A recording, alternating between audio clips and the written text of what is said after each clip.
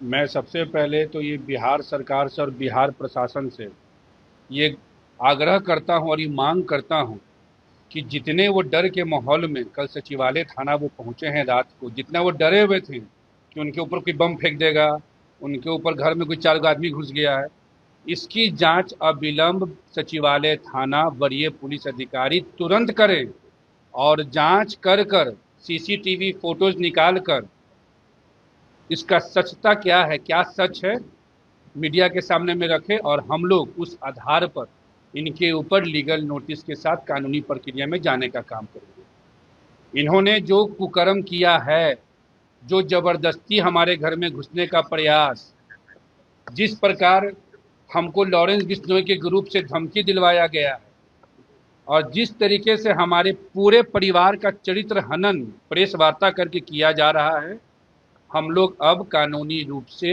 इनके ऊपर कार्रवाई करने की प्रक्रिया में जा रहे हैं।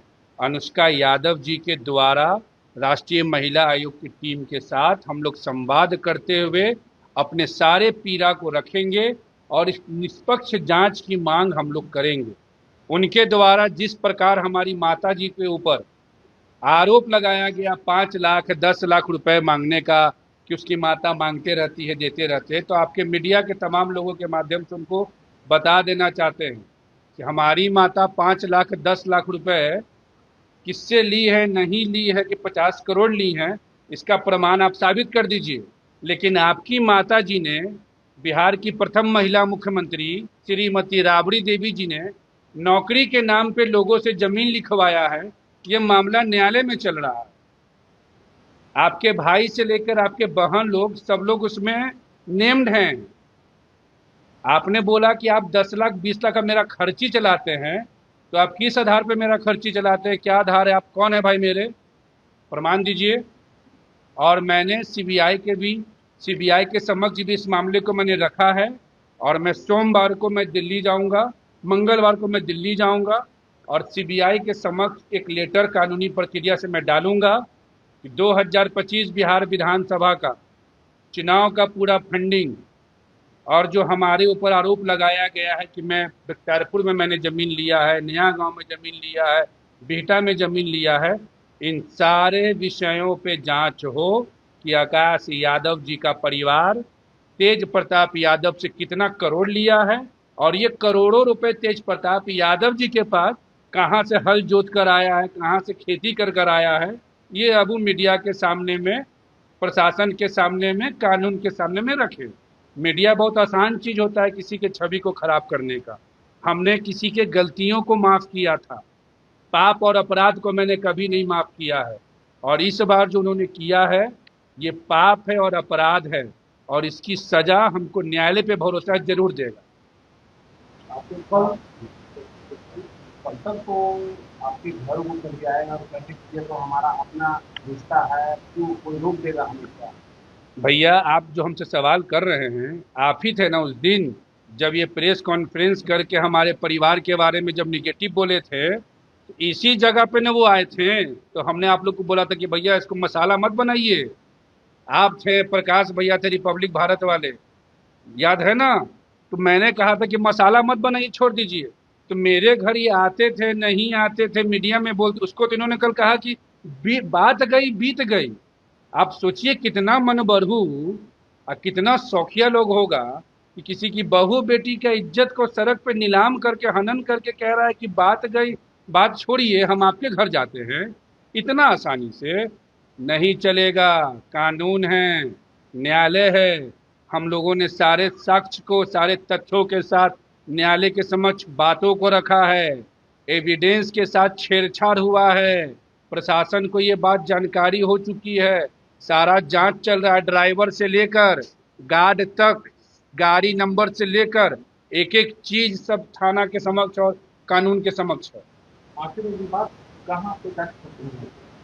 आपके तरफ से भी आरोप लगाया जा रहा है, फिर कल को वो आरोप लगा रहे हैं, फिर इसका अंत कब?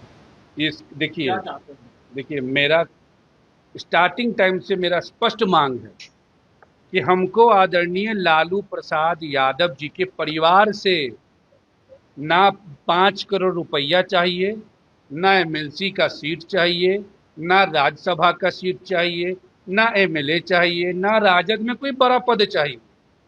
हमको उस परिवार से मुक्ति चाहिए। अगर हम लोगों के द्वारा एक बार भी 10 नंबर में घुसने का प्रयास, 26 नंबर में घुसने का प्रयास, 2 नंबर में घुसने का प्रयास या इनके बंगला में घुसने का प्रयास अगर किया गया है तो वो बता दीजिए हमको।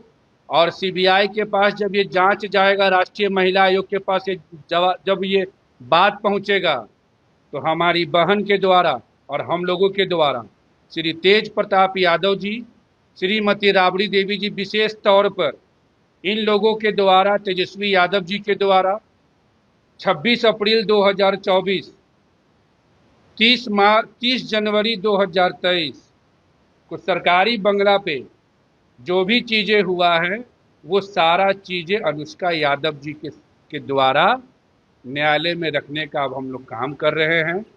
मंगलवार को हम लोग दिल्ली जाएंगे, वहां पे हम लोग अपने पूरे चीजों को लीगल टीम से बातचीत कर कर अब इस मामले को हम लोग छोड़ने नहीं जा रहे हैं, क्योंकि बार बार हमारे परिवार पे उंगली उठाना ये हमारे लिए बर्दाश्त के बाहर है। हमारे पिता को उठवाया, रंगदारी 3 करोड़ का मंगवाया गया, हथियारबंद लोगों को भेजा गया, लॉरेंस बिश्नोई के ग्रुप से फोन करवाया गया, तरह तरह का अज्ञात लोगों को हम लोग के इर्द गिर्द भेज के हम लोग का रेकी करवाया गया। क्या इसका ये मतलब है कि हम बर्दाश्त करते रहेंगे? अब बर्दाश्त का समय खत्म हो गया, अब आर और पार होगा।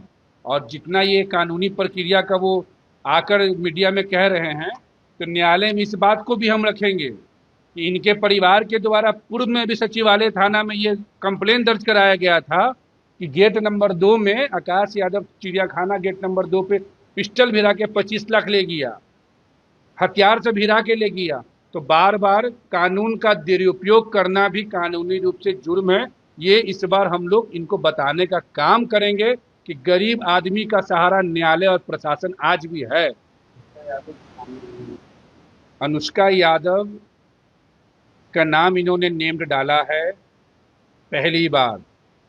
आकाश यादव के घर पे जबरदस्ती प्रयास लगातार कर रहे थे, अपराध आकाश यादव के साथ ये कर रहे थे।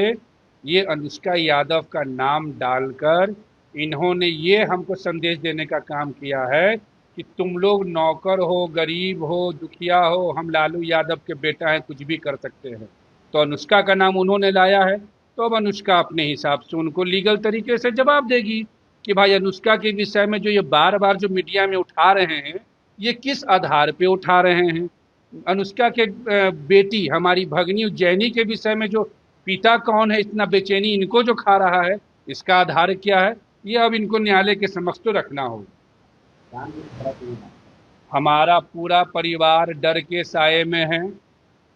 हमारा मामला न्यायालय से लेकर प्रशासनिक जांच में जा चुका है। अंतर्राष्ट्रीय नंबर से हमको भी धमकी और अब कानून का झूठा मुकदमा फर्जी डालकर हमारे लोगों को डराने का प्रयास।